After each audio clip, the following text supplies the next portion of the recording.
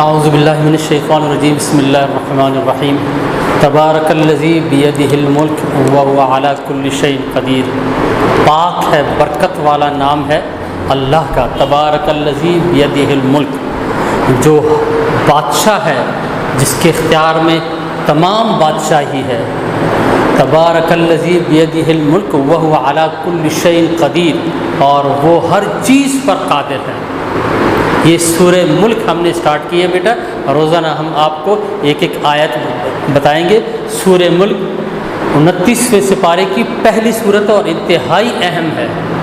ये सूरत इसलिए अहम है कि ये इंसान को कब्र के अज़ाब से बचाती है। हुज़ूर पाक सल्लम उस वक़्त तक नहीं सोते थे जब तक इस सूरत की तिलावत ना कर लेते। तो रात को सोने से पहले एक दफ़ा बेटा ये सूरत पढ़ लिया करो, और इसके तर्जुमा मैं साथ साथ बताऊंगा। केमिकल रिएक्शन कल हमने स्टार्ट किया था, और उसमें हमने बताया था कि रिएक्टेंट होता है, प्रोडक्ट होता है। रिएक्टेंट स्टार्ट में मौजूद होगा, प्रोडक्ट मेरे पास नहीं होगा। जब केमिकल रिएक्शन स्टार्ट हो जाता है, रिएक्टेंट की मिकदार कम होना शुरू हो जाती है और प्रोडक्ट आना शुरू हो जाता है। एक वक्त ऐसा आएगा कि प्रोडक्ट मेरे पास सारा आ जाएगा, रिएक्टेंट डिसअपीयर हो जाएगा, और जो प्रोडक्ट आएगा उसकी प्रॉपर्टीज़, उसकी खुसूसियात रिएक्टेंट से बिल्कुल मुख्तलिफ है। तो हम आज 2-3 एग्जाम्पल करते हैं।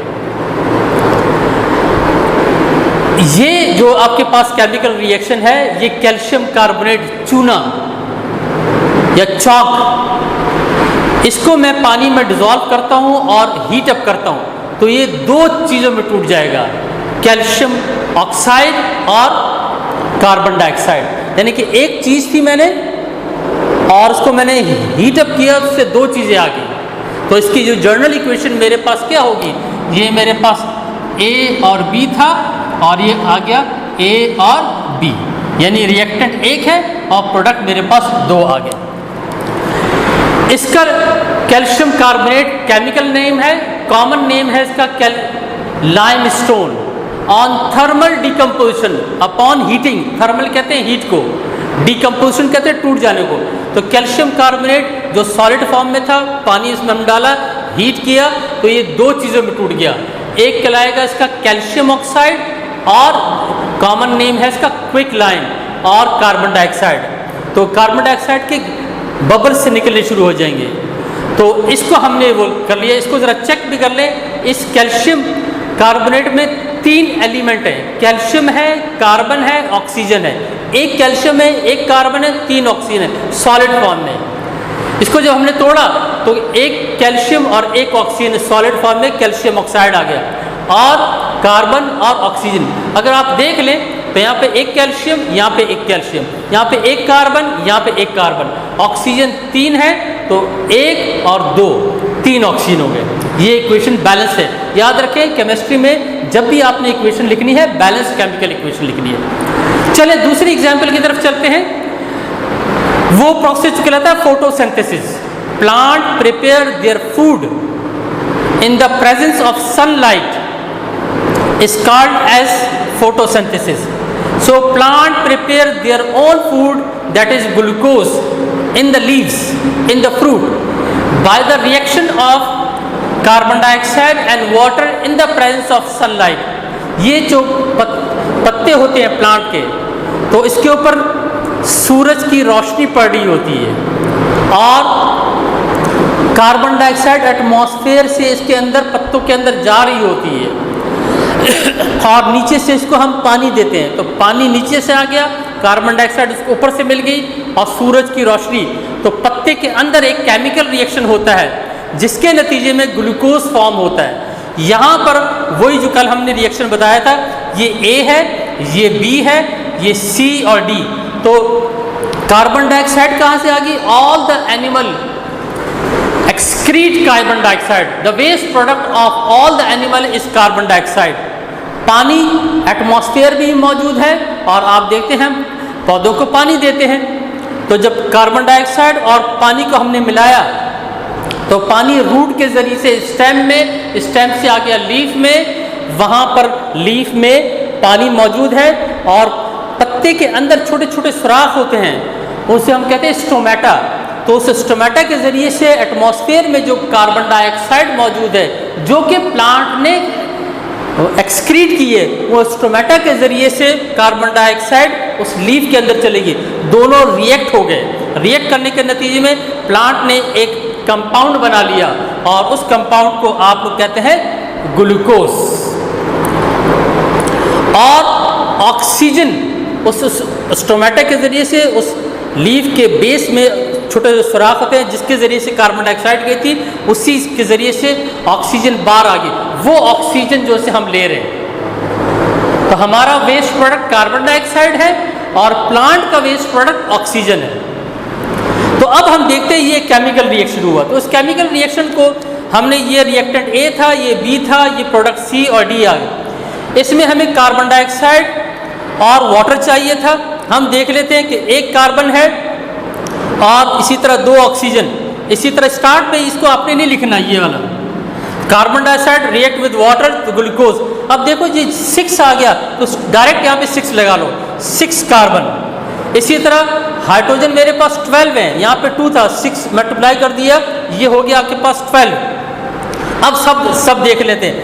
कार्बन 6 ओके, 6 2s are 12 और ये 6 18। तो यहाँ पे देख लेते हैं, ये 6 और 6 2s are 12, तो ऑक्सीजन 18। तो देख लिया कार्बन 6 है, हाइड्रोजन 12 है, ऑक्सीजन 16 है। और ये मेरे पास प्रोडक्ट है। हमने आपको बताया था कि जब मेरे पास रिएक्टेंट होता है उस वक्त मेरे पास प्रोडक्ट नहीं होता। जैसे जैसे टाइम बनता चलेगा तो उस पत्ते में, उस लीफ में ग्लूकोज बनना शुरू हो जाएगा और ऑक्सीजन इसका वेस्ट प्रोडक्ट निकलना शुरू हो जाएगा। तो किसी भी केमिकल रिएक्शन को हम जाहिर करने के लिए उसके रिएक्टेंट लिखेंगे और उसके प्रोडक्ट लिखेंगे, उसकी स्टेट लिखेंगे और उनको सिम्बॉलिकली रिप्रेजेंट करेंगे। तो ये है कुछ एग्जाम्पल है, common example of chemical reaction. एक और टॉपिक है, ये किस तरह अरेंजमेंट हुआ है, ये वाटर किस तरह टूटा है, कार्बन डाइऑक्साइड कैसे फॉर्म हुआ है। तो उसमें हम एक टॉपिक है rearrangement of atom in a chemical reaction. Simple जो हमारे पास वाटर मॉलिक्यूल है उसको हम फॉर्म कर रहे हैं। तो पहले इस इक्वेशन को जरा देख लें। मेरे पास हाइड्रोजन गैस थी और ऑक्सीजन था।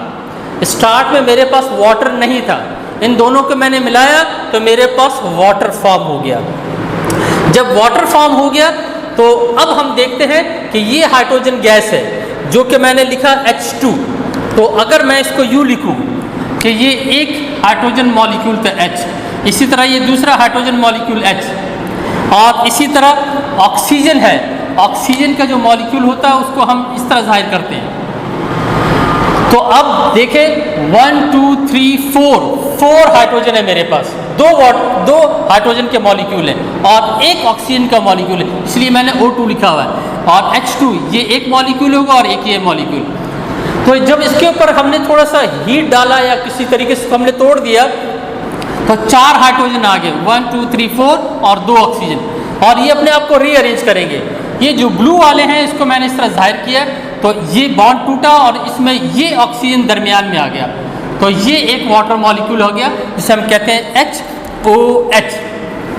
ये H हो गया और उसके बाद यहाँ पर बॉन्ड बनेगा, फिर ऑक्सीजन दरमियान में आएगा और फिर यहाँ पर एक और बॉन्ड बनेगा और इसी तरह हाइड्रोजन। तो ये एक वाटर मॉलिक्यूल आ गया हमारे पास, किसका? Water molecule. इसी तरह ये भी होगा। तो हम कह सकते हैं कि एक, अगर मैं इसको स्टार्ट में लिखूं, देखें आप इस तरह इसको लिख सकते हैं।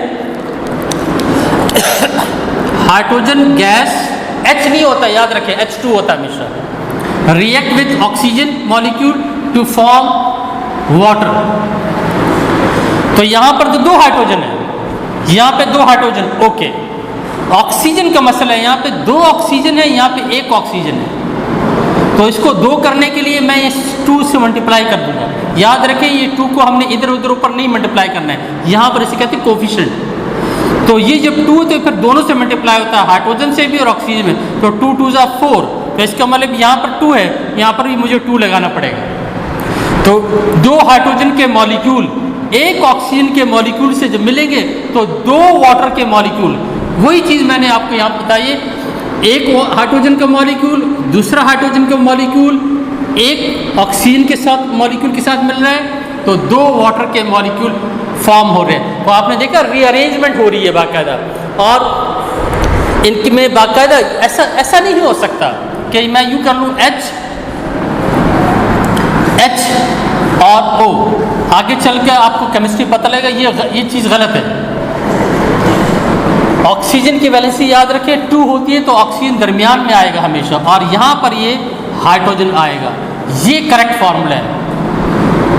रीअरेंजमेंट होती है लेकिन स्पेसिफिक तरीके से होती है। तो किसी भी केमिकल रिएक्शन में मॉलिक्यूल पहले ब्रेकअप होगा और उसके बाद वो जाके दोबारा रीअरेंज होगा। इसलिए हम कहते हैं this is the rearrangement of atom in a chemical reaction to form a product. यहाँ पे अगेन प्रोडक्ट मेरे पास क्या है, वाटर है, रिएक्टेंट मेरे पास हाइड्रोजन गैस और ऑक्सीजन गैस है। Thank you.